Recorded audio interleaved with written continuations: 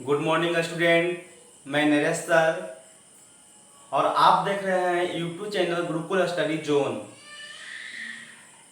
जैसे कि हमेशा की तरह आज भी मैं आप लोगों को बायोलॉजी से रूबरू कराने आया हूं।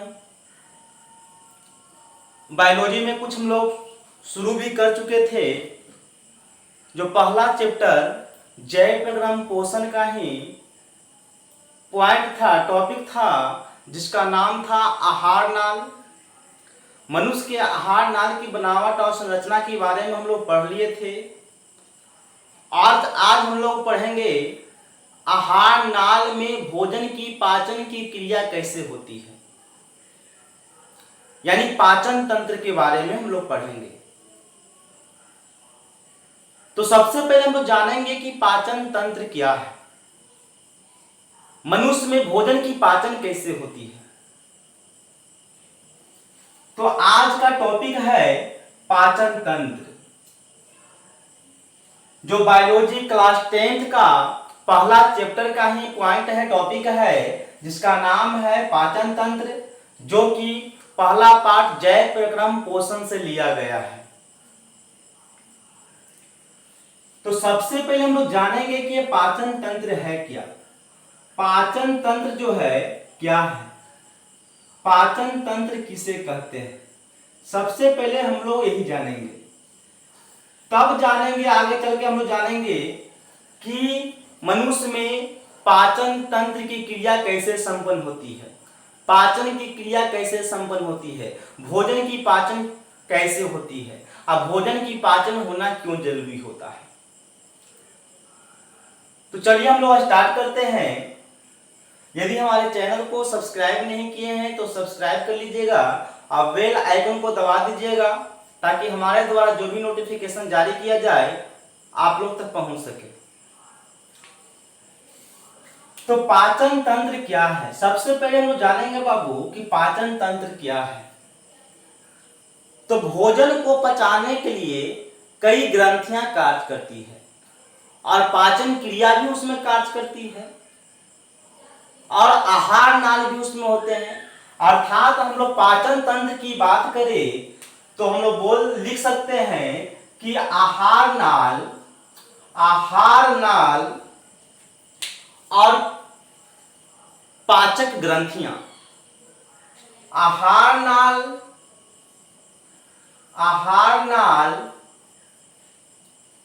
पाचक ग्रंथियां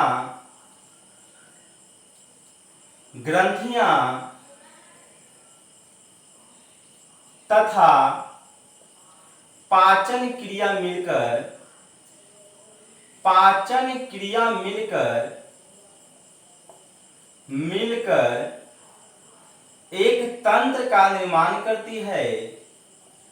एक तंत्र का निर्माण करती है, जिसे पाचन कहते हैं, जिसे क्या कहते हैं, पाचन कहते हैं। कहने का मतलब है कि ये जो पाचन तंत्र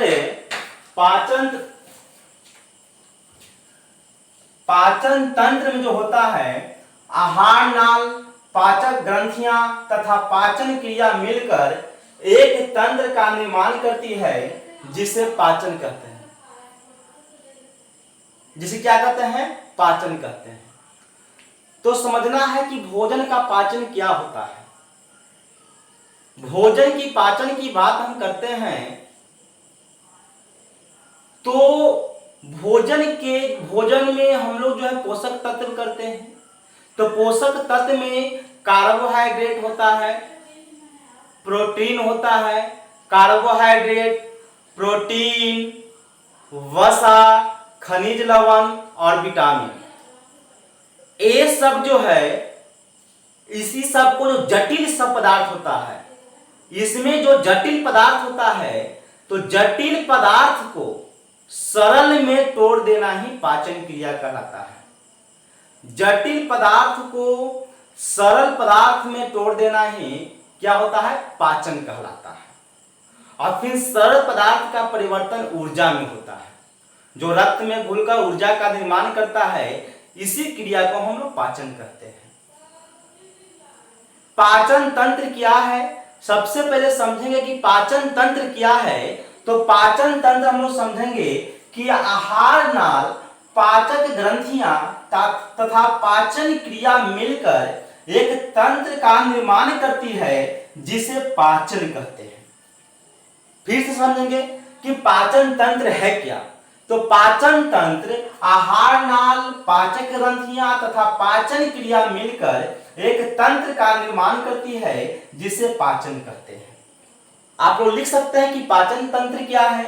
तो आहार नाल, पाचक ग्रंथियां तथा पाचन क्रिया मिलकर एक तंत्र का निर्माण करती है, जिसे जिसे जिसे पाचन तंत्र कहते हैं, जिसे पाचन तंत्र कहते हैं, जिसे पाचन तंत्र कहते हैं, जिसे पाचन तंत्र कहते हैं।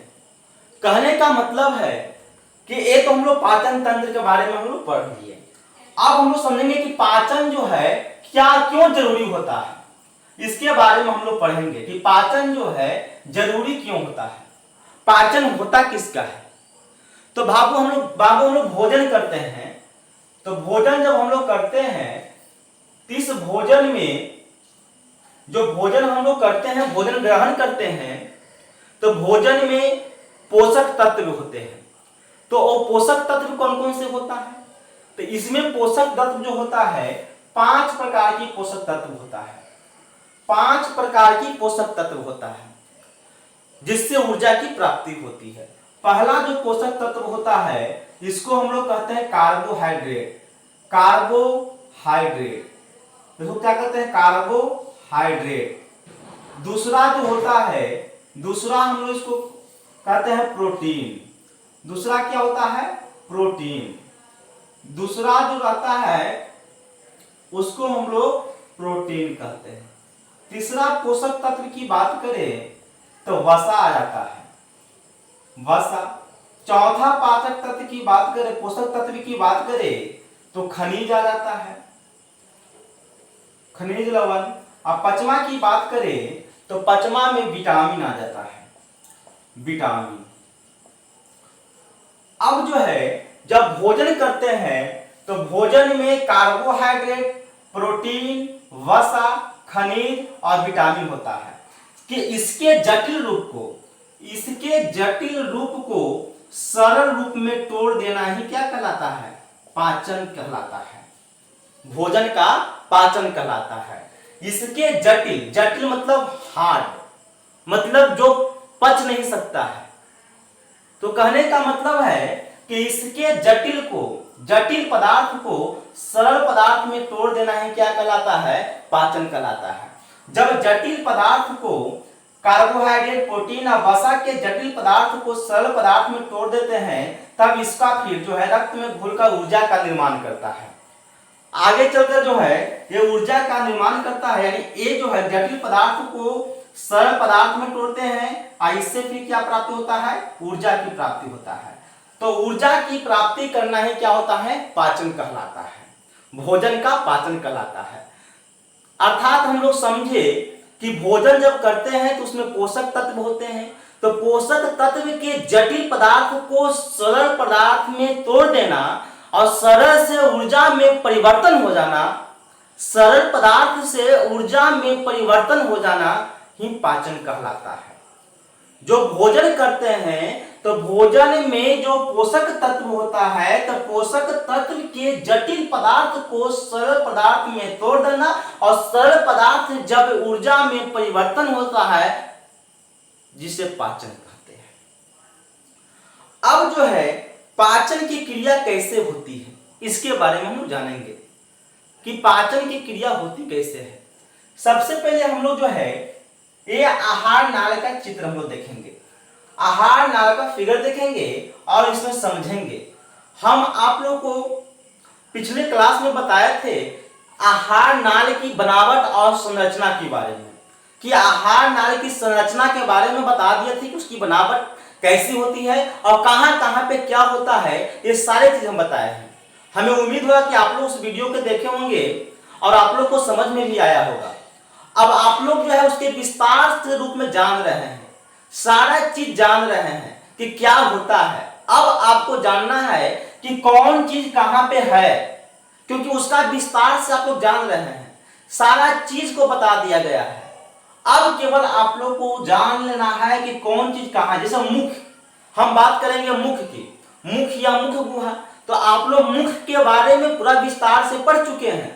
अगर नहीं भी कोई बच्चा देखा है तो मेरा जो है पिछले क्लास का जो वीडियो था वो देख लेना, उसमें सारे विस्तार से बताया गया है। आप लोग प्रत्येक स्टूडेंट मेरा एक बात मानना जरूर, कम से कम एक वीडियो को, जो वीडियो अपलोड किया जाता है तो एक वीडियो को कम से कम 3 बार जरूर देखना। 3 बार देखेगा तभी जाके आपको समझ आ जाएगा। समझ में तो एक बार देखने को नहीं आ जाएगा, लेकिन जब 3 बार देख लोगे तो क्या होता है कि आपको दिमाग में बैठ जाएगा वो चीज, फिर भूलेगा नहीं। अब हम लोग समझेंगे आहार नाल की फिगर को। बाबू जो है एक मुख जो है, मुख मतलब मुंह, इसको मुख गुहा भी कहते हैं, माउथ एंड माउथ कैविटी। कहने का मतलब जो है कि ये जो मुख गुहा है यह मुंह है, मुंह के बाद जो है ये ऊपर दिखाई दे रहा है, इसको हम लोग लार ग्रंथि कहते हैं। और लार ग्रंथि से क्या होता है बाबू, लार निकलता है। लार ग्रंथि से क्या निकलता है, लार निकलता है। अब मुंह में जो लार का काम क्या है, तो मुंह में लार का काम है भोजन को लार में मिलाकर चिकना कर देना। और लार में एक एंजाइम पाया जाता है बाबू जिसका नाम होता है टाइलिन। तो लार जो है टाइलिन एंजाइम उसमें जो होता है वो क्या करता है कि कार्बोहाइड्रेट का जो जटिल पदार्थ है, कार्बोहाइड्रेट का जो जटिल पदार्थ है जिसका नाम है स्टार्च, जिसका नाम क्या है स्टार्च, मंड या स्टार्च, इसका जो हार्ड पदार्थ होता है, इसका जैसे जटिल पदार्थ। अब आपसे पूछेगा कि पोषक तत्व में कार्बोहाइड्रेट रहता है, तो कार्बोहाइड्रेट का जो जटिल पदार्थ है तो उसको हम लोग कहते हैं मंड या स्टार्च, मंड या स्टार्च। तो मंड जो है, मंड या स्टार्च, स्टार्च इसको इंग्लिश में कहते हैं, तो मंड या स्टार्च इसका जो टूटता है, लार क्या करता है कि इसको तोड़ देता है। लार जो है इसके सरल में तोड़ देता है, जटिल पदार्थ है तो इसको, मंड को सरल पदार्थ में तोड़ देता है। यानी पाचन की क्रिया मुख से ही स्टार्ट हो जाता है, भोजन की पाचन मुंह से ही स्टार्ट हो जाता है। तो मुंह से स्टार्ट होता है तो मुंह में कौन चीज का पाचन होता है, तो कार्बोहाइड्रेट में जो जटिल पदार्थ मंड होता है, मंड यानी उसी को स्टार्च कहते हैं, इसका जो है लार जो है तोड़ देता है किसमें, शर्करा में। किसमें तोड़ देता है, शर्करा में। और लार में कौन सा एंजाइम होता है, तो टाइलिन एंजाइम होता है। तो लार जो एंजाइम होता है, तो लार एंजाइम जो है कार्बोहाइड्रेट के मंड या स्टार्च को, कार्बोहाइड्रेट के मंड या स्टार्च को तोड़ देता है किसमें, शर्करा में तोड़ देता है। किसमें तोड़ता है, शर्करा में। चलिए ये जो शर्करा जो है ये सरल पदार्थ में हो गया, जटिल पदार्थ ये था, ये सरल पदार्थ में टूट गया और इसी से ऊर्जा का निर्माण हो जाता है। आगे चलकर छोटी आंत में जाता है, छोटी आंत में रक्त में मिलता है और फिर क्या होता है, ऊर्जा में परिवर्तन हो जाता है। अगर ये नहीं टूटता तो स्टार्च क्या होता, स्टार्च का पाचन नहीं हो पाता। इसीलिए जो है इसके जटिल पदार्थ को, मंड या स्टार्च को लार जो है, कौन तोड़ा इसको, तो लार तोड़ दिया। लार में कौन एंजाइम, टाइलिन एंजाइम, तो लार तोड़ दिया किसमें, शर्करा में। इसी को हम लोग पाचन कहते हैं।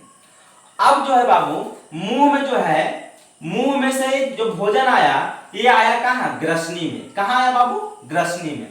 ग्रसनी में भोजन आया, तो ग्रसनी में जो भोजन आया तो ग्रसनी में एक फाटक होता है, एक फाटक होता है जिसको हम लोग एपिग्लैटिस कहते हैं। क्या कहते हैं, एपिग्लैटिस।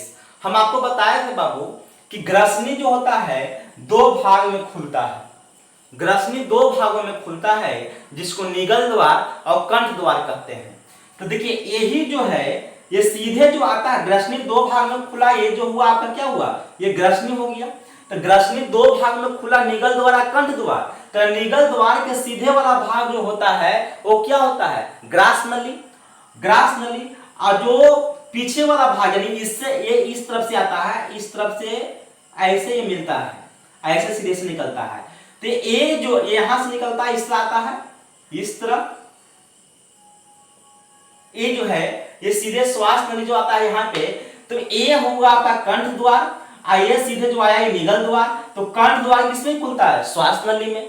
कंठ द्वार किसमें खुलता है, श्वास नली में। और निगल द्वार ग्रास नली में। यानी भोजन आपका सीधे कहां चला गया, इस ग्रास नली में, निगल द्वार से ग्रास नली में।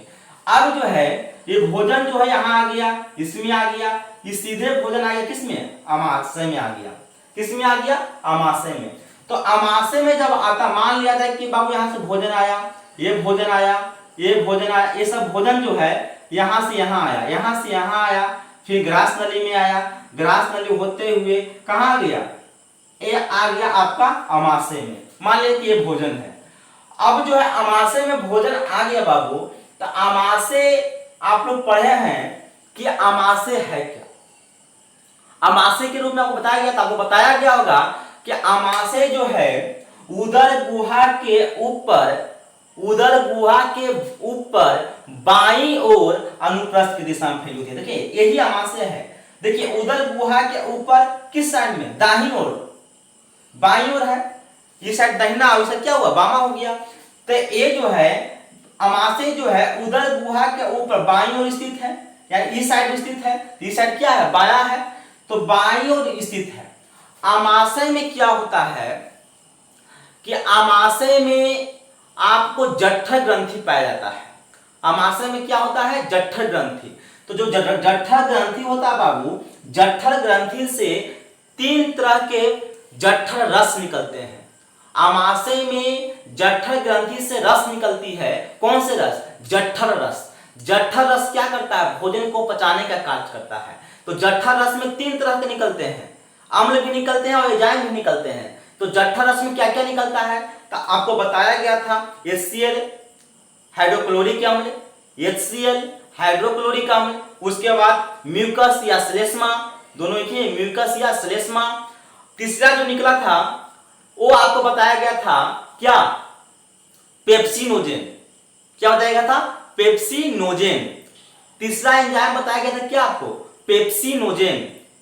ये जो है अमाशय में 3 तरह के जो है जठर रस से अम्ल और एंजाइम निकलते हैं। ये HCl हाइड्रोक्लोरिक अम्ल, म्यूकस या श्लेष्मा, और फिर क्या निकलता है, पेप्सिनोजेन। ये सब क्या करता है, भोजन को पचा देता है। भोजन के कौन से भोजन को, प्रोटीन को, क्योंकि कार्बोहाइड्रेट का पाचन किसमें हो गया, लार में। प्रोटीन का पाचन जो हो जाता है किसमें होता है, अमाशय में।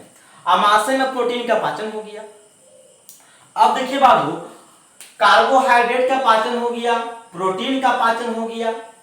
तो कार्बोहाइड्रेट का पाचन जो होता है, कार्बोहाइड्रेट के मंड या स्टार्च को लार किसमें बदलता है, शर्करा में बदल देता है। अब जो है बच गया क्या टूटने के लिए, प्रोटीन। ये जो है प्रोटीन, प्रोटीन नहीं टूटता है। तो प्रोटीन किसमें आ गया, अमाशय में। शर्करा और प्रोटीन किसमें आ गया, अमाशय में। ये सारा चीज अमाशय में आ गया। अमाशय में क्या होता है कि HCl जो होता है, हाइड्रोक्लोरिक अम्ल जो होता है, बैक्टीरिया, मान लें कि हम लोग भोजन किए उसमें बैक्टीरिया आ गया, तो बैक्टीरिया को क्या करता है, वो मार देता है। हम लोग भोजन किए, मान लें कि भोजन किया उसमें जीवाणु था, तो अगर जीवाणु अंदर चल भी जाता है तो हाइड्रोक्लोरिक अम्ल उस जीवाणु को क्या कर देता है, मार देता है। अब हाइड्रोक्लोरिक अम्ल इस जीवाणु को मार दिया, उसके बाद ये प्रोटीन, प्रोटीन जो होता है, प्रोटीन क्या करता है ना कि पेप्सिनोजेन जो एंजाइम होता है वो प्रोटीन को एमिनो अम्ल में बदल देता है। एमिनो अम्ल में क्या करता है, बदल देता है। अमीनो अम्ल में क्या कर देता है, बदल देता है। एमिनो अम्ल में प्रोटीन को क्या कर दिया, बदल दिया। अर्थात कह सकते हैं कि प्रोटीन जटिल पदार्थ था और इसको रूपांतरण किसमें कर दिया, एमिनो अम्ल में। इसका रूपांतरण किसमें कर दिया, एमिनो अम्ल में। एमिनो अम्ल में क्या कर दिया, रूपांतरण कर दिया। ये हो गया आपका सरल पदार्थ। तो एमिनो अम्ल में कौन बदला, पेप्सिन। पेप्सिन, जब पेप्सिनोजेन और हाइड्रोक्लोरिक अम्ल जो है आपस में मिलते हैं तो पेप्सिन का निर्माण होता है। अब पेप्सिन जो होता है प्रोटीन को एमिनो अम्ल में बदल देता है। अब देखिए कार्बोहाइड्रेट भी बदल गया स्टार्च में, प्रोटीन भी किसमें बदल गया, एमिनो अम्ल में। यानी स्टार्च कार्बोहाइड्रेट टूट गया, प्रोटीन टूट गया। अब जो है ये जो भोजन है अब सीधे कहाँ आएगा, ये सीधे भोजन जो है, अब ये भोजन सीधे आ जाएगा आपका यहाँ छोटी आंत में। देखिए इसमें होते होते होते होते इसमें भोजन आ गया। ये सब छोटी आंत है, छोटी आंत में घूम रहा है। अमाशय में जो भोजन है 3 से 4 घंटा तक रहता है। अमाशय में भोजन कितने घंटे रहता है, 3 से 4 घंटे तक रहता है। अमाशय में भोजन 3 से 4 घंटे तक रहता है। अब जो है अमाशय से आ गया, अमाशय से भोजन किस में आ गया, ये देख रहे हैं छोटी आंत में। किस में आ गया, छोटी आंत में। अमाशय से भोजन किस में आ गया, छोटी आंत में आ गया। ये जो है आपका छोटी आंत है। तो अमाशय से जब भोजन छोटी आंत में आ गया तो अब हम लोग ये समझेंगे। देखिए बड़ी आंत ये बड़का लंबा वाला है, इसमें है क्या, छोटी आंत में आया है। तो अमाशय से किस में आया, छोटी आंत में। तो छोटी आंत में भोजन आ गया बाबू। तो छोटी आंत में क्या होता है कि छोटी आंत में बचे खुचे भोजन का पाचन होता है। अब छोटी आंत से ऐसे सीधे भोजन गया, ये भोजन सीधे गया किसमें आ गया, बड़ी आंत में गया।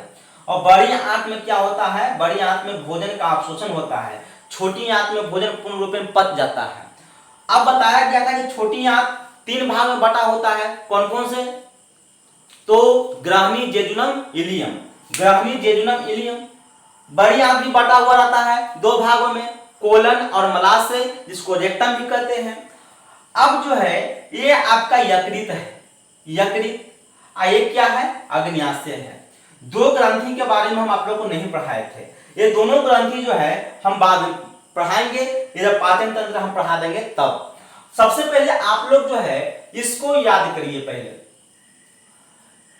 ये भोजन जो है, अब ये भोजन सीधे बड़ी आंत में क्या हुआ, अवशोषण हो गया। अब बेकार पदार्थ बड़ी आंत से मलाशय के द्वारा मल द्वार तक क्या होता है, निकाल दिया जाता है। यही भोजन का पाचन हो गया।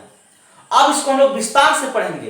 ये तो हम आपको शॉर्ट पढ़ा दिए, इसको विस्तार से पढ़ेंगे कि कौन सी चीज में, अमाशय में कौन किसको किस में बदलता है, कौन किसको में बदलता है, किसका क्या कार्य है। ये सारे चीज को हम लोग डिटेल से पढ़ते हैं। सबसे पहले इसको आप उतारिए कि भोजन में पोषक तत्व जो होते हैं 5 प्रकार के होते हैं। तो 5 प्रकार के पोषक तत्व कौन कौन होता है, तो कार्बोहाइड्रेट होता है, प्रोटीन होता है, वसा होता है, खनिज होता है और विटामिन होता है। ये हो गया आपका पोषक तत्व। अब हम लोग क्या करेंगे, इसको बारी बारी से पढ़ेंगे। पहले इसको स्क्रीनशॉट ले लीजिए।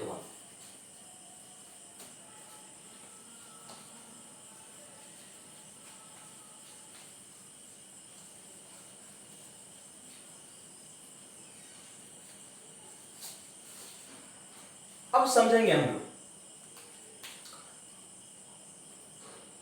पहला क्या है, कार्बोहाइड्रेट। पहला क्या है, कार्बोहाइड्रेट। तो कार्बोहाइड्रेट जो है बाबू, कार्बोहाइड्रेट का जो जटिल पदार्थ होता है, इसका जटिल पदार्थ जो नहीं पचता है, जटिल पदार्थ जो होता है बाबू, इसको हम लोग मंड कहते हैं। क्या कहते हैं, मंड कहते हैं। इसको क्या कहते हैं, मंड। मंड या स्टार्च, इसी को क्या कहते हैं, मंड या स्टार्च। इसको क्या कहते हैं, मंड या स्टार्च।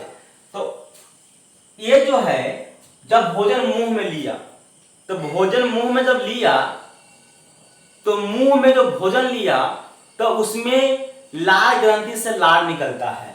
ये लार ग्रंथि से लार निकलेगा। अब भोजन इसमें क्या हो जाएगा, सन जाएगा, भोजन में लपटा जाएगा। मान लीजिए कि हम लोग भोजन किए, ये क्या किए, भोजन किए, भोजन मुंह में चल गया। अब इससे लार निकलेगा और लार किसमें सनेगा, भोजन में सनेगा। भोजन में सना जाएगा भोजन, और लार में कौन सा एंजाइम, टाइलिन एंजाइम। अब लार क्या करेगा, जब हम भोजन किए तो भोजन में क्या रहेगा, कार्बोहाइड्रेट भी रहेगा। तो भोजन में जो कार्बोहाइड्रेट रहेगा तो उसका जटिल पदार्थ, कार्बोहाइड्रेट का जटिल पदार्थ जो होता है, ये जटिल पदार्थ क्या होता है, मंड या स्टार्च होता है। तो लार इसको तोड़ देगा।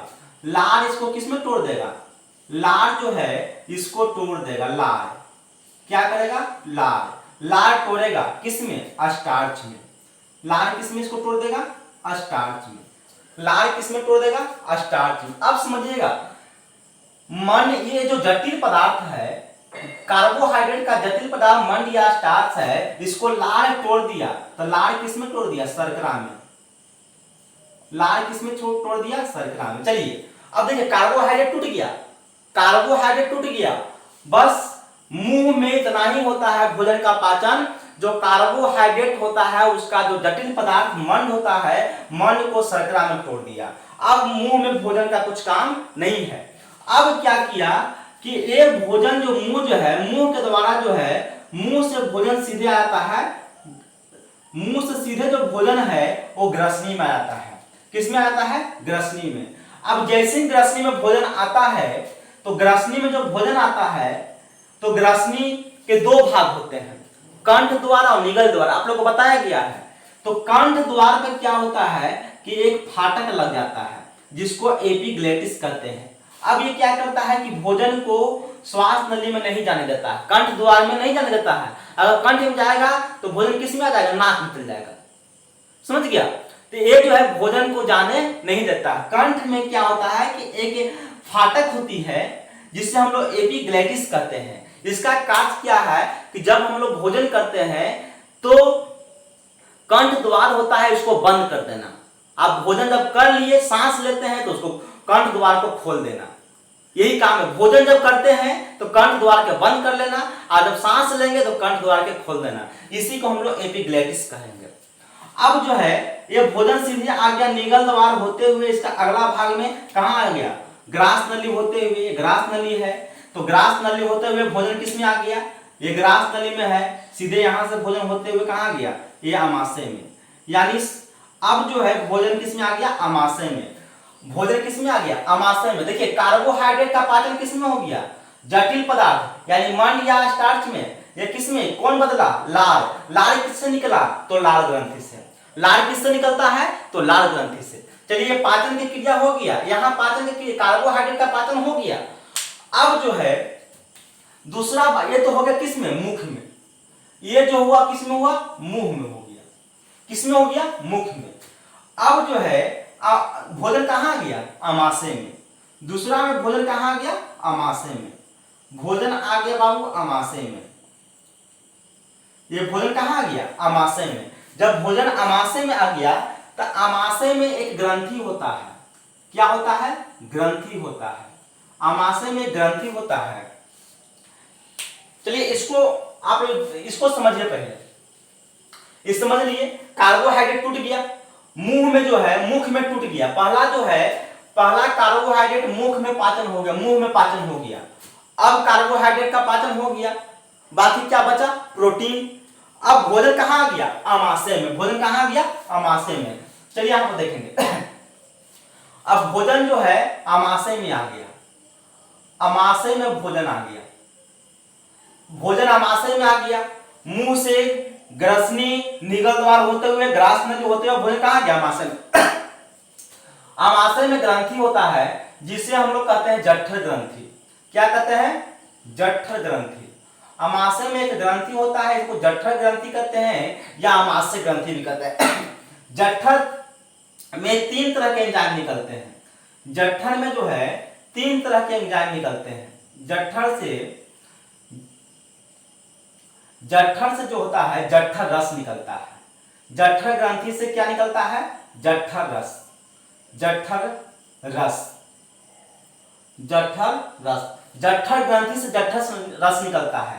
तो ये जठर रस जो होता है, जठर रस 3 प्रकार की होती है जठर रस 3 प्रकार की, पहला HCl जिसको हम हाइड्रोक्लोरिक अम्ल कहते हैं, हाइड्रोक्लोरिक अम्ल, इसको बात में किसको कहते हैं, म्यूकस, म्यूकस या फिर क्या कहते हैं, श्लेष्मा, श्लेष्मा, इसी का नाम होता है म्यूकस या श्लेष्मा।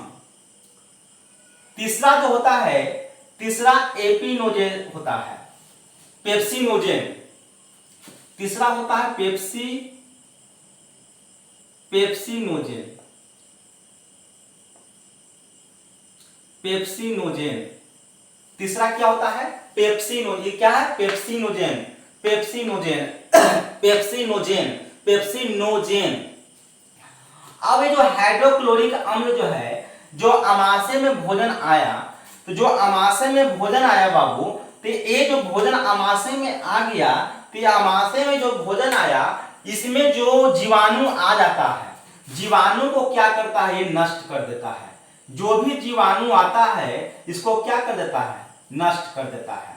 इसका कार्य है जीवाणु को नष्ट कर देना, जीवाणु को नष्ट कर देना, जीवाणु को नष्ट कर देना।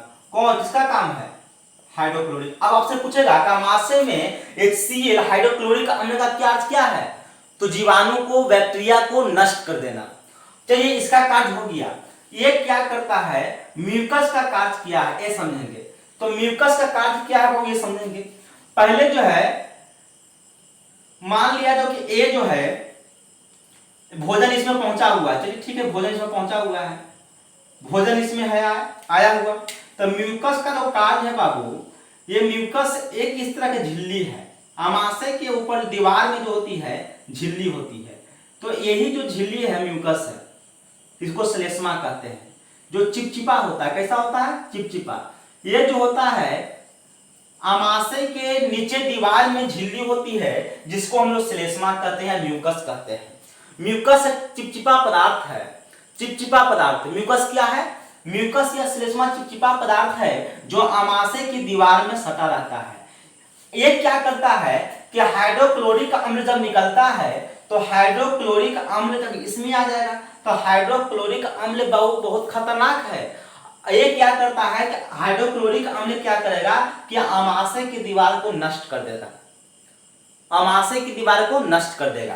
तो ये म्यूकस श्लेष्मा जो है, ये म्यूकस क्या करता है? म्यूकस अमाशय की दीवार में इससे सटा हुआ रहता है, जो चिपचिपा पदार्थ है। और जैसे ही HCl आता है, तो HCl जो आता है, HCl से यानी अमाशय की दीवार को बचाता है। म्यूकस का काम क्या है कि हाइड्रोक्लोरिक अम्ल से अमाशय की दीवार को बचाना। इसका कार्य क्या है? अमाशय की दीवार को बचाना। म्यूकस की कार्य क्या है? इसका कार्य है अमाशय की दीवार को बचाना, अमाशय की दीवार को बचाना। जब ये हाइड्रोक्लोरिक अम्ल जो है अमाशय में आता है तो उसकी दीवार को खतरता है, नष्ट करता है। तो ये म्यूकस जो होता है वो HCl को उसके दीवार को काटने से रोकता है, खतरने से रोकता है। मान लिया कभी कभी हाइड्रोक्लोरिक अम्ल ज्यादा हो गया और म्यूकस कम गया, तो बीच में क्या होता है? उसके दीवार को गड्ढा कर देता है। और जो ये गड्ढा होता है इसी को अल्सर कहते हैं। क्या कहते हैं? अल्सर। जो मान लिया कि कभी कभी म्यूकस कम गया तो हाइड्रोक्लोरिक अम्ल इसके दीवार को क्या कर दिया? तोड़ दिया, इसके दीवार को तोड़ दिया। तो जब इसके दीवार को तोड़ दिया, मैंने दीवार को धंसा दिया, खतर दिया, हाइड्रोक्लोरिक अम्ल अमाशय की दीवार को खतर दिया। क्यों? क्योंकि म्यूकस कम, मान लिया कि म्यूकस कम स्रावित हुआ होगा, तब क्या कम हो जाने के कारण इसके दीवार में गड्ढा हो जाता है। जो अमाशय की दीवार में गड्ढा होता है उसी को अल्सर कहते हैं, उसी को क्या कहते हैं? अल्सर। यानी अमाशय की दीवार में कह सकते हैं कि यदि हाइड्रोक्लोरिक अम्ल अमाशय की दीवार में कहीं गड्ढा कर देता है, उसी को हम लोग अल्सर कहते हैं। म्यूकस उसको नहीं बचा पाता है, उसको हम लोग अल्सर कहते हैं। तो म्यूकस का कार्य क्या हो गया? अमाशय की दीवार को बचाना। पेप्सिनोजेन सक्रिय नहीं होता या असक्रिय होता है, मतलब पेप्सिनोजेन कार्य नहीं करता है। कोई को आप लोग शराबी व्यक्ति को देखते होंगे कि शराबी व्यक्ति का काम क्या है? कोई जिसको शराब का लत लग जाता है, तो जब तक शराब नहीं पीता है तो उसके मियाज में उखी टाइप पे लगित रहता है, और जब शराब पी लेता है तो उसका सारा इंद्रियां कार्य करने लगता है।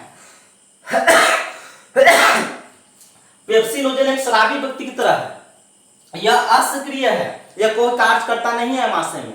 लेकिन जब हाइड्रोक्लोरिक अम्ल स्रावित होता है, हाइड्रोक्लोरिक अम्ल जब स्रावित होता है इसमें जाता है, तो पेप्सिनोजेन को जब हाइड्रोक्लोरिक अम्ल इसके संपर्क में जाता है, हाइड्रोक्लोरिक अम्ल पेप्सिनोजेन के संपर्क में जाता है, तो पेप्सिनोजेन को क्या कर देता है? सक्रिय कर देता है। और पेप्सिनोजेन से निर्माण कर देता है पेप्सिन का। किसका निर्माण करता है? पेप्सिन का। कौन? जब हाइड्रोक्लोरिक अम्ल और पेप्सिनोजेन दोनों मिलता है तो इससे एक एंजाइम उत्पन्न होता है जिसको पेप्सिन कहते हैं। क्या कहते हैं? पेप्सिन। अब एक कार्य नहीं करता है, एक कार्य करता है। जब इसको हाइड्रोक्लोरिक अम्ल मिला, पी लिया, नशा लग गया, ये दोनों जब हाइड्रोक्लोरिक अम्ल पेप्सिनोजेन जब आपस में मिलता है तो पेप्सिन का निर्माण होता है। पेप्सिन का कार्य क्या है? ये क्या करता है? पेप्सिन क्या करता है कि भोजन को तोड़ता है। पेप्सिन क्या करता है? भोजन, प्रोटीन को। पेप्सिन क्या करता है कि प्रोटीन जो है, ये जो प्रोटीन है, तो पेप्सिन क्या करता है कि प्रोटीन को तोड़ता है। प्रोटीन को सरल भाग, इसका सरल जो भाग होता है, इसका सरल जो होता है, पेप्टिन को सरल जो होता है, इसको एमिनो अम्ल कहते हैं। क्या कहते हैं? एमिनो अम्ल, अमीनो अम्ल, अमीनो अम्ल। अब हम लोग क्या देखें इसमें कि पेप्सिन जो होता है प्रोटीन को तोड़, प्रोटीन क्या है? जटिल पदार्थ है। अब देखिए, कार्बोहाइड्रेट को मुंह में तोड़ दिया गया, आमाशय में प्रोटीन को तोड़ा गया। प्रोटीन किसमें बदला?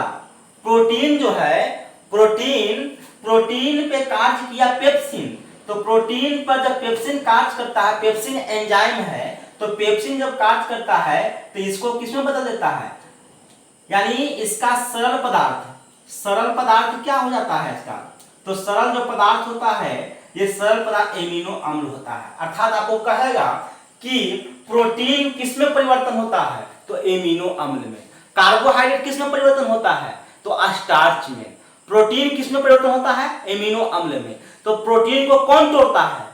प्रोटीन पर कौन रिएक्शन करता है? तो पेप्सिन। पेप्सिन कहां से आता है? तो पेप्सिनोजेन और हाइड्रोक्लोरिक अम्ल जो आपस में संयोग करता है तो पेप्सिन का निर्माण होता है। तो पेप्सिन जो होता है प्रोटीन के जटिल पदार्थ को तोड़ देता है, प्रोटीन के जटिल पदार्थ को तोड़ देता है। तो प्रोटीन को जब तोड़ता है तो इसका सरल पदार्थ बनता है जिसको क्या कहते हैं? एमिनो अम्ल, एमिनो अम्ल। अब देखिए, पेप्सिन का कार्य प्रोटीन को सरल पदार्थ में बना देना, एमिनो अम्ल। म्यूकस का कार्य आमाशय की दीवार को रक्षा करना। HCl का कार्य क्या है? जीवाणु को नष्ट करना।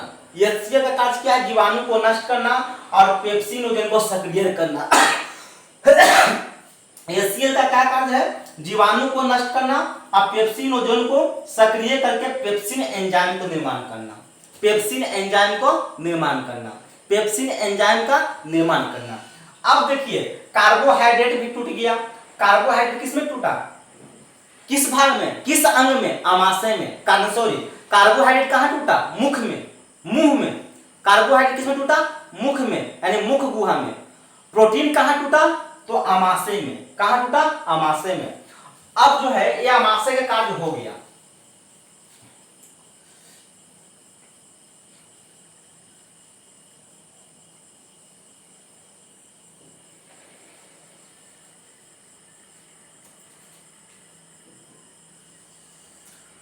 अब जो है ये सीधे भोजन जो है, ये देखिए, ये तो अल्सर था, इसको मिटा देते हैं। अब जो भोजन है ये सीधे भोजन कहां आता है? छोटी आंत में। देखिएगा, ये जो भोजन है, ये भोजन सीधे आ गया, भोजन ऐसे होते होते होते होते होते होते हुए सीधे आ गई छोटी आंत में। ये क्या है? छोटी आंत। ये छोटी आंत में, ये छोटी आंत में भोजन आ गया। ये देखिए, छोटी आंत में भोजन, ये भोजन कहां आ गया? इसमें खाली हो गया भोजन। 3 से 4 घंटा तक आमाशय में भोजन आता है, 3 से 4 घंटा। अब ये आगे कहां? छोटी आंत में, छोटी आंत में, छोटी आंत में। छोटी आंत में इतना पाचन होता है। अब छोटी आंत में क्या होता है ये लिखते हैं। छोटी आंत में क्या होता है? छोटी आंत में क्या होता है? छोटी आंत में बाबू यकृत से क्या निकलता है? पित्त। देखिए, ये जो है ये सीधे निकल, यहां से ये जो भाग है आपका यकृत है। क्या है? यकृत। ये क्या है? यकृत। तो यकृत से क्या निकलता है? पित्त। पित्त सीधे निकला, देखिए ये यकृत है, ये सीधे पित्त निकला। पित्त निकला कहां चल गया? छोटी आंत में। ये अग्न्याशय ग्रंथि है। अग्न्याशय से क्या निकला? अग्न्याशय से अग्न्याशय रस निकला और आगे सीधे किस में? छोटी आंत में। भोजन में क्या हो गया? मिल गया। आमाशय में भोजन कैसा हो गया था? अम्लीय। हाइड्रोक्लोरिक अम्ल मिला था, कैसा हो गया? अम्लीय। तो आमाशय में भोजन अम्लीय हो गया था, जो इसमें आ गया तो पित्त आया, तो पित्त कैसा होता है? क्षारीय। अब भोजन को क्या कर दिया? क्षारीय कर दिया।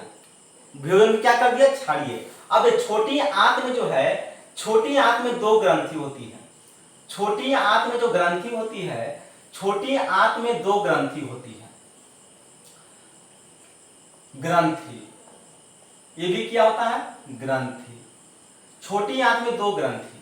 तो छोटी आंत में दो ग्रंथि कौन कौन? पहला जो है ग्रंथि जो है यकृत है, छोटी आंत से ऊपर, ये जो है ना छोटी यकृत। अब जो है अब इसके बाद में अग्न्याशय ग्रंथि। अग्न्याशय, अग्न्याशय,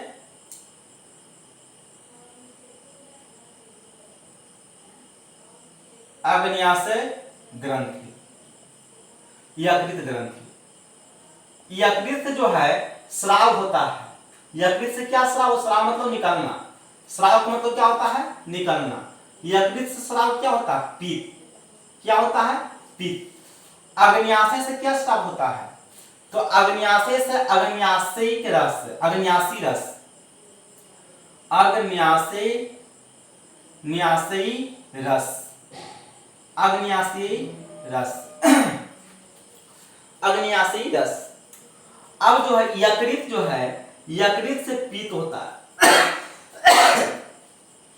पीत क्या किया कि पीत निकला, तो इसमें जो अमाशय से जो भोजन अम्लीय आया, तो अम्लीय भोजन को क्षारीय कर देना। पीत का क्या काम है, भोजन को क्षारीय कर देना, भोजन को क्षारीय कर देना। यानी अमाशय से आए हुए भोजन को, अम्लीय भोजन को क्षारीय कर देना। पीत का कार्य क्या है कि अमाशय से आए हुए, अमाशय से आए अम्लीय भोजन को क्षारीय कर देना। अमाशय से आए अम्लीय भोजन को क्या कर देना, क्षारीय कर देना। दूसरा जो है पीत का कार्य, दूसरा पीत का कार्य है अमाशय जो होता है, अमाशय में कहने का मतलब जो है प्रोटीन होता है, उसका विखंडन भी होता है। क्या होता है, विखंडन, मतलब छोटे छोटे भाग में क्या होता है, उसका तोड़ देता है। यानी पीत का मिलने रूप से काम होता है कि अमाशय से अम्लीय जो भोजन आया है उसको क्षारीय कर देना, अब भोजन को महीन महीन कणों में तोड़ देना, भोजन को महीन महीन कणों में तोड़ देना। ये जो होता है समझ गए। यानी पीत का कार्य होता है कि अमाशय से आए अम्लीय भोजन को क्षारीय में कर देना। अब वसा का पायसीकरण और विखंडन, दो कार्य। पीत का दो कार्य, पहला अम्लीय, अमाशय से आए अम्लीयता वाले भोजन को क्षारीय कर देना, और वसा का पायसीकरण और विखंडन करना, दो कार्य पीत करता है। चलिए, एक क्या किया, भोजन को क्षारीय कर दिया, भोजन को क्या कर दिया, क्षारीय कर दिया, भोजन को क्षारीय कर दिया, और वसा का विखंडन, पायसीकरण किया, वसा का पायसीकरण किया। अब जो है कार्बोहाइड्रेट और प्रोटीन हो गया। जठर रस में जो होता है बाबू, यह अग्न्याशय रस जो होता है, अग्न्याशय रस क्या करता है, वसा को तोड़ देता है। और अग्न्याशय रस जो होता है वसा को वसा अम्ल में तोड़ देता है। किस में तोड़ देता है, वसा अम्ल में, वसा अम्ल और ग्लिसरॉल में, ग्लिसरॉल में, ग्लिसरॉल में। अब देखिए मुंह में पाचन हुआ किसका, कार्बोहाइड्रेट का। मुख में किसका पाचन हुआ, कार्बोहाइड्रेट। अमाशय में प्रोटीन का हुआ। अब जो है छोटी आंत में पाचन किसका हो रहा है, वसा का। छोटी आंत में किसका पाचन हो रहा है, वसा का। छोटी आंत में किसका पाचन हो रहा है, वसा का। तो छोटी आंत में पाचन किसका हुआ, वसा। वसा किसमें परिवर्तन हुआ, तो वसा अम्ल और ग्लिसरॉल। तो वसा अम्ल को कौन, वसा के जटिल पदार्थ को सरल पदार्थ में कौन ला रहा है, तो अग्न्याशी रस। कौन ला रहा है, अग्न्याशी रस। अग्न्याशी रस में तीन तरह के एंजाइम होते हैं, तीन चार तरह के एंजाइम होते हैं। आप लोग इतना नहीं जानिए, केवल इतना ही जानिए कि जो अग्न्याशय ग्रंथि से अग्न्याशय रस निकलता है वो वसा को क्या करता है, तोड़ देता है। तो वसा को किसमें तोड़ता है, वसा अम्ल और ग्लिसरॉल। वसा को किसमें तोड़ता है, वसा अम्ल और ग्लिसरॉल, वसा अम्ल और ग्लिसरॉल। अब बाकी जो मान लिया जाए कि मुंह में कार्बोहाइड्रेट के कुछ रह गया था, स्टार्च या कुछ प्रोटीन नहीं टूटा है, तो कार्बोहाइड्रेट के स्टार्च को प्रोटीन मान लिया कि मुख में और अमाशय में कुछ नहीं टूटा, छूटा बढ़ चल गया। जैसे कि दाल देखते हैं जाता में पीसते हैं तो कुछ खड़े खड़े गिर जाता है, तो मान लिया कि अमाशय में और मुंह में उसका सरल रूप में नहीं परिवर्तन हुआ, तो छोटी आंत में आने पर सब क्या होता है, सबको फिर से तोड़ता है। किसमें?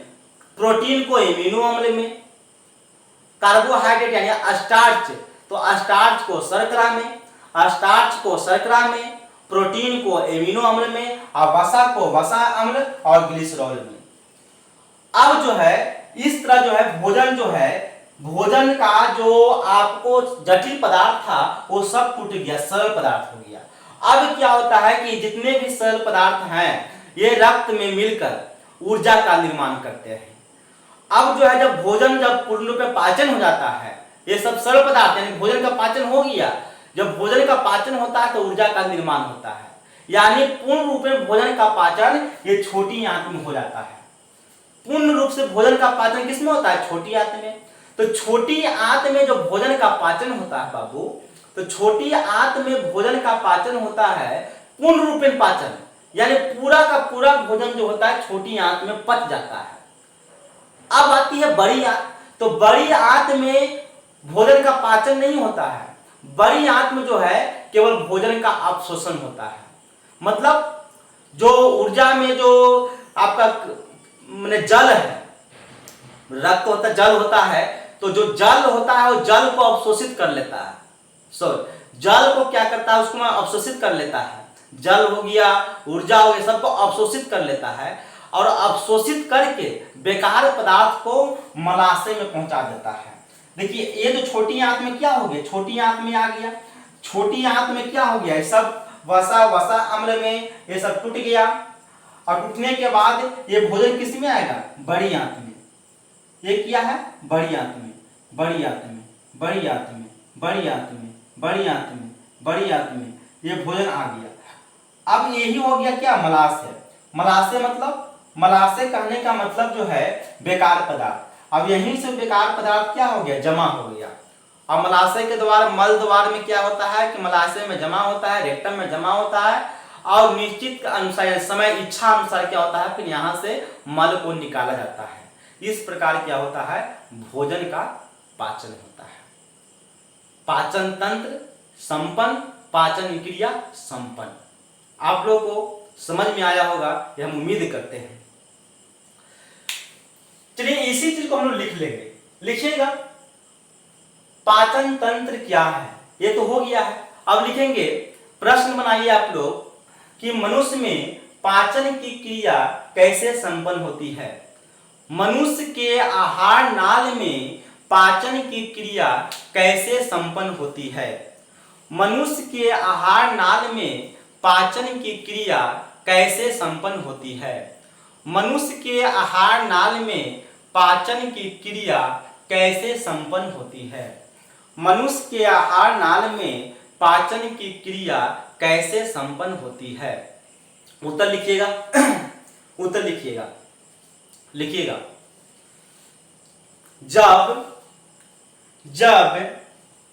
जब मनुष्य भोजन करता है जब मनुष्य भोजन करता है तो मुख में तब मुख्य गुहा में लार ग्रंथि से लार निकलता है। लार ग्रंथि से लार निकलता है। लार ग्रंथि से लार निकलता है। लार ग्रंथि से लार निकलता है। जो भोजन में मिल जाता है, जो भोजन में मिल जाता है, जो भोजन में मिल जाता है, जो भोजन में मिल जाता है, कार्बोहाइड्रेट के जटिल पदार्थ को कार्बोहाइड्रेट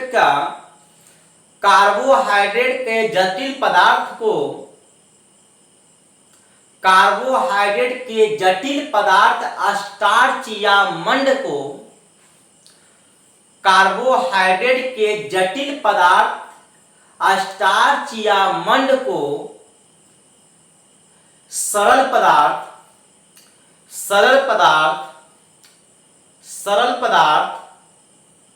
शर्करा में तोड़ देता है। शर्करा में तोड़ देता है। शर्करा में तोड़ देता है।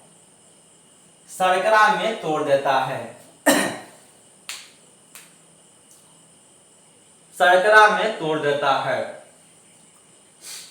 फिर यह भोजन ग्रसनी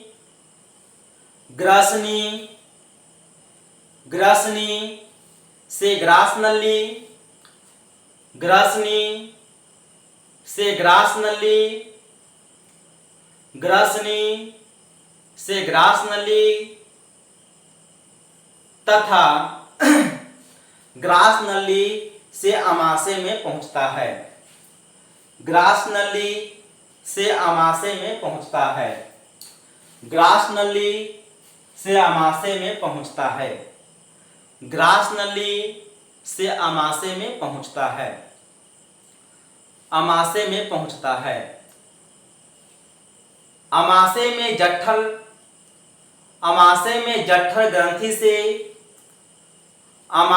जठर ग्रंथि से जठर रस निकलता है। जठर रस निकलता है। जठर रस में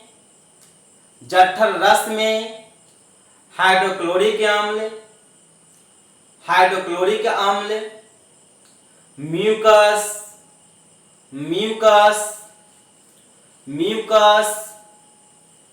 तथा पेप्सिनोजेन होता है। पेप्सिनोजेन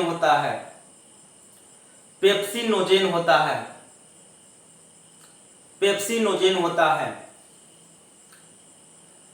हाइड्रोक्लोरिक अम्ल जीवाणु को नष्ट कर देता है। हाइड्रोक्लोरिक अम्ल जीवाणु को नष्ट कर देता है तथा पेप्सिनोजेन से अभिक्रिया कर पेप्सिनोजेन से संयोग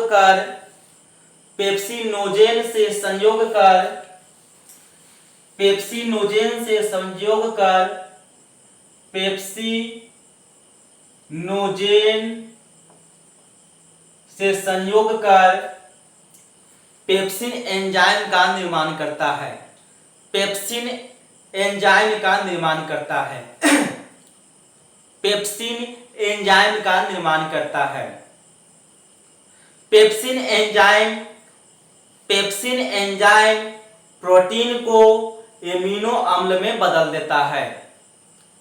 पेप्सिन एंजाइम प्रोटीन को एमिनो अम्ल में बदल देता है। इस प्रकार प्रोटीन का पाचन होता है।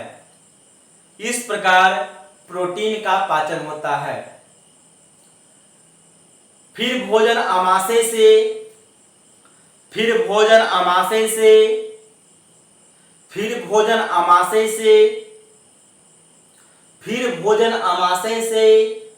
छोटी आंत में आती है। छोटी आंत में आती है।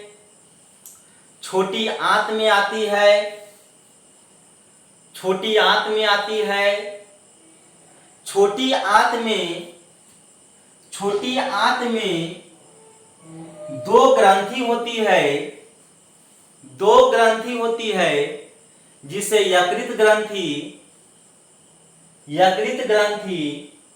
तथा अग्न्याशय ग्रंथि कहते हैं। छोटी आंत से दो ग्रंथि जुड़ी होती है। में नहीं लगाइएगा, से लगाइएगा। छोटी आंत से दो ग्रंथि जुड़ी होती है जिसे यकृत ग्रंथि तथा अग्न्याशय ग्रंथि कहते हैं।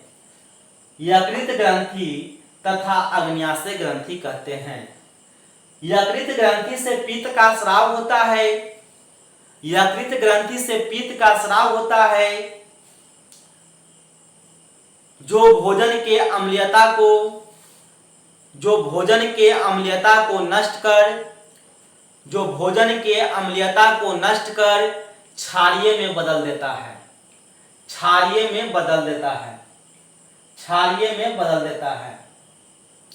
तथा अग्न्याशय रस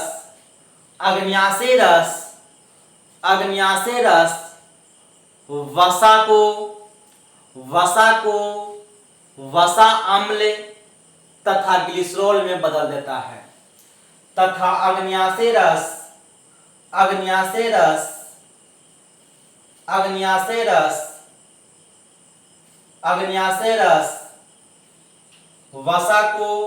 वसा अम्ल तथा ग्लिसरॉल में बदल देता है।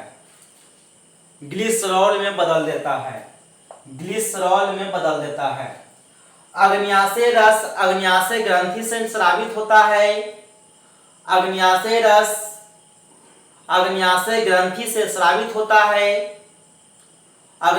ग्रंथि से स्रावित होता है।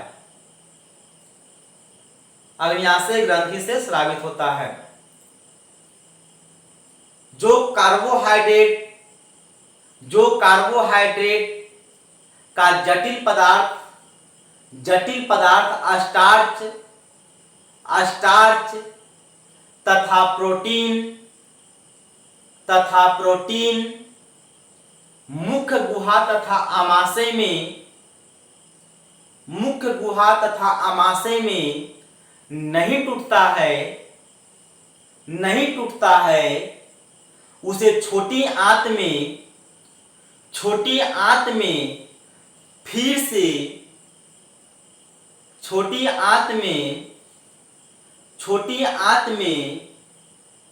पुनः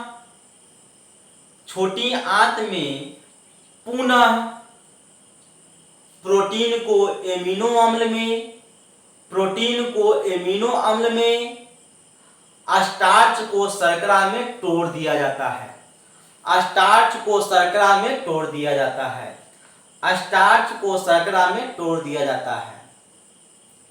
इस प्रकार छोटी आंत में भोजन का पूर्ण रूपेण पाचन होता है।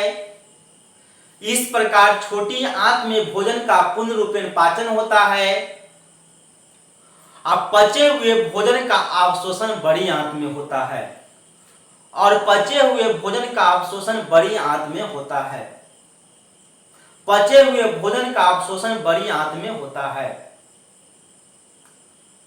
बड़ी आंत से अवशोषित बेकार पदार्थ मलाशय में जमा हो जाता है, जिससे समय समय पर बेकार पदार्थ को मल द्वार के माध्यम से बाहर निकाल दिया जाता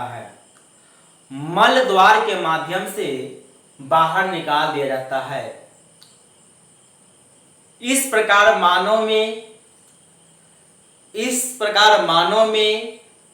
पाचन क्रिया संपन्न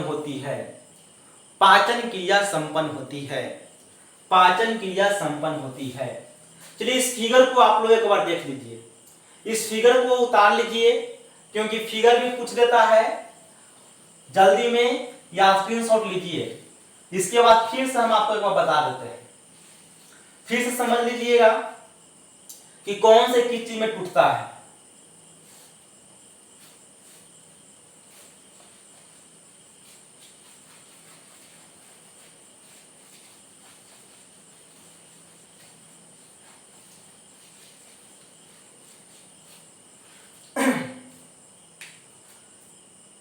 पहला है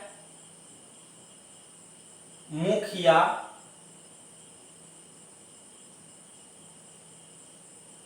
मुख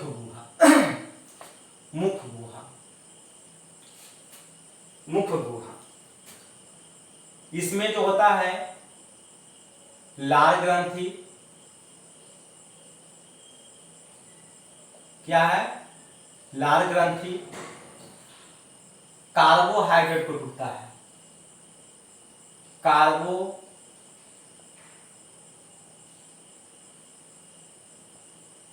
कार्बोहाइड्रेट में क्या होता है, जटिल पदार्थ, इसका जटिल पदार्थ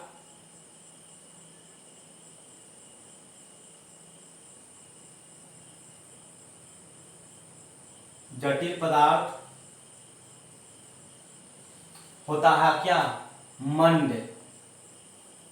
मंड, या इसी को स्टार्च कहते हैं। इसको तोड़ देता है इसको तोड़ता है, क्या तोड़ता है, इसको क्या तोड़ता है, लाड, इसको क्या तोड़ता है, लाड तोड़ता है, लाड तोड़ता है, लाड तोड़ता है। लाड में क्या होता है, टाइलिन एंजाइम होता है। मंड को किस में तोड़ेगा, शर्करा में, किस में तोड़ेगा, शर्करा में। ये हो गया आपका। दूसरा अमाशय,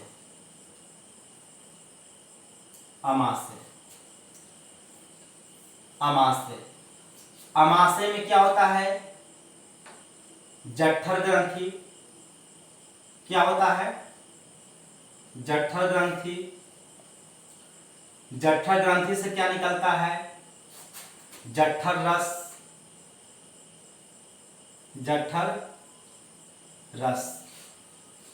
क्या निकलता है, जठर रस। तो जठर रस में 3 तरह के रस निकलता है, क्या निकलता है, 3 तरह के रस निकलता है। पहला HCl, HCl क्या करता है, भोजन के जीवाणु को नष्ट करता है, भोजन के जीवाणु का नष्ट, ठीक है, ये पहला हो गया। दूसरा पेप्सिनोजेन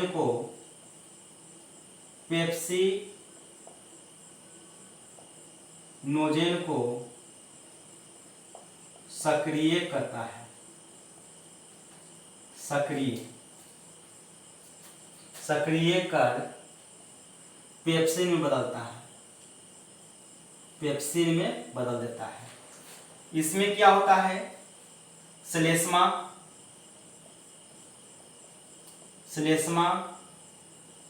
या म्यूकस, इसका कार्य जानते ही हैं। फिर क्या होता है,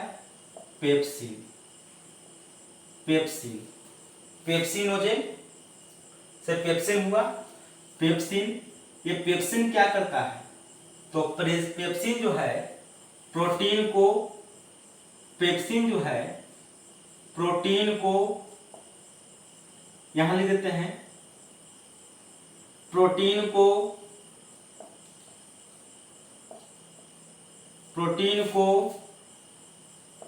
अमीनो अम्ल में बदलता है, अमीनो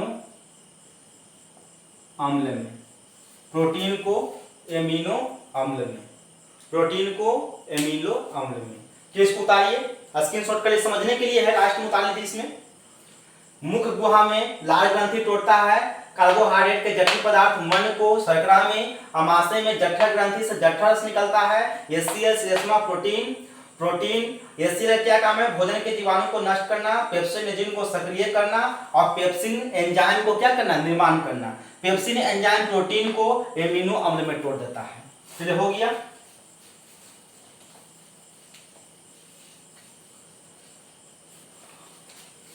अब फिर हो गया छोटी आंत।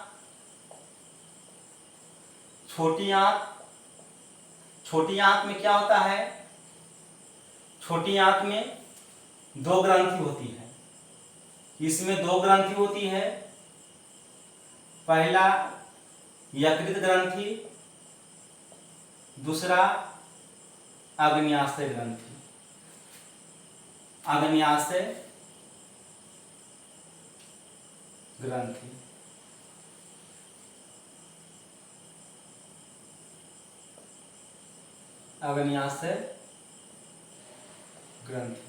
छोटी आंत से जुड़ा, छोटी आंत से 2 ग्रंथि जुड़ा होता है। छोटी आंत से 2 ग्रंथि जुड़ा होता है, यकृत ग्रंथि, अग्न्याशय ग्रंथि। यकृत से क्या स्रावित होता है? पित्त। यकृत से क्या होता है स्रावित? पित्त। पित्त क्या करता है? पित्त का क्या कार्य है? तो भोजन के अम्लीयता नष्ट कर क्षारीय बनाना। दूसरा कार्य क्या है? तो दूसरा कार्य है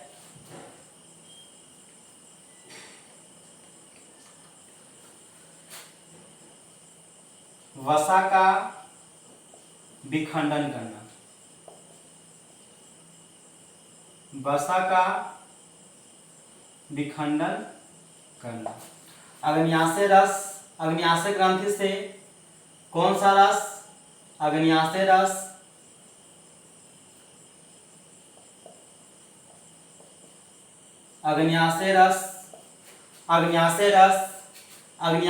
क्या करता है? अग्न्याशय रस प्रोटीन को तोड़ता है। किसको? प्रोटीन को। किसको? प्रोटीन को। प्रोटीन को बदलता है किसमें? अमीनो अम्ल में। किसमें? अमीनो अम्ल में। और मान लिया जाए कि जो मुख गुहा में तथा आमाशय में ढेर स्टार्च नहीं टूटा या प्रोटीन नहीं टूटा, उसको छोटी आंत में पुनः प्रोटीन को एमिनो अम्ल में और स्टार्च को शर्करा में तोड़ दिया जाता है। इस प्रकार इसको भी लिख लीजिएगा। इस प्रकार जो है पाचन तंत्र की क्रिया जो है, पाचन की क्रिया संपन्न होती है।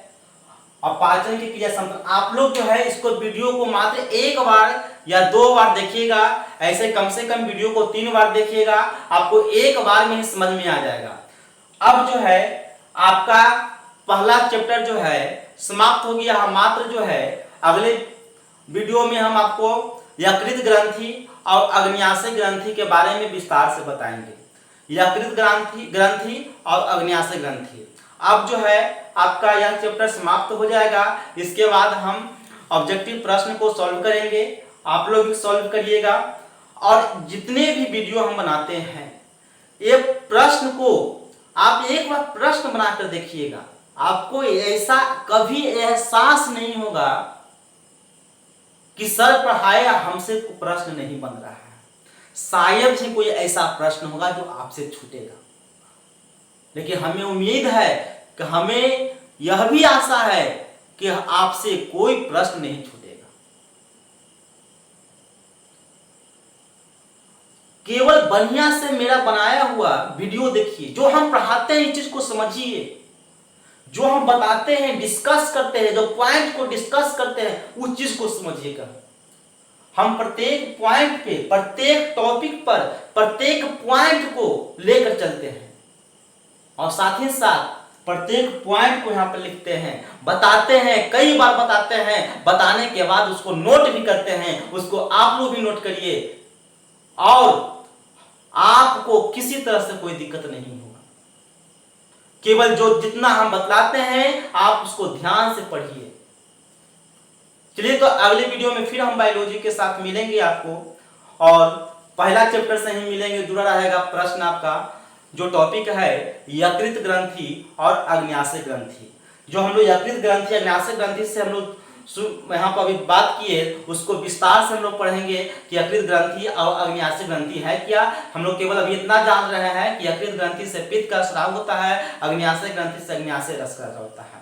कहाँ पे स्थित होता है, कहाँ क्या इसका कार्य, ये तो हम लोग कार्य के बारे में पढ़ लिए हैं। इसका स्थिति कहाँ है, कहाँ पे रहता है, कैसा है, इसके बारे में हम लोग पढ़ेंगे। अब जो है आपको फर्ज बनता है कि जब हम आपके लिए इतना कर रहे हैं तो आपको भी हमारे प्रति कुछ दायित्व होना चाहिए। मेरे चैनल को सब्सक्राइब करिए, लाइक करिए और शेयर करिए। साथ में बेल आइकन को भी दबा दीजिए। और आप कोशिश करिए कि सर जब हमारे लिए इतना कर रहे हैं तो हम भी सर के लिए कुछ करें। कम से कम एक स्टूडेंट 10-10 दोस्तों के पास, अपने फ्रेंड्स के पास उसको भेज दीजिए।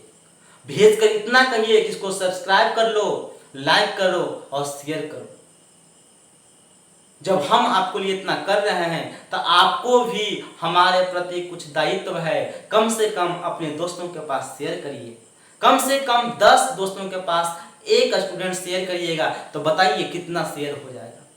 हमें उम्मीद है आप करिएगा।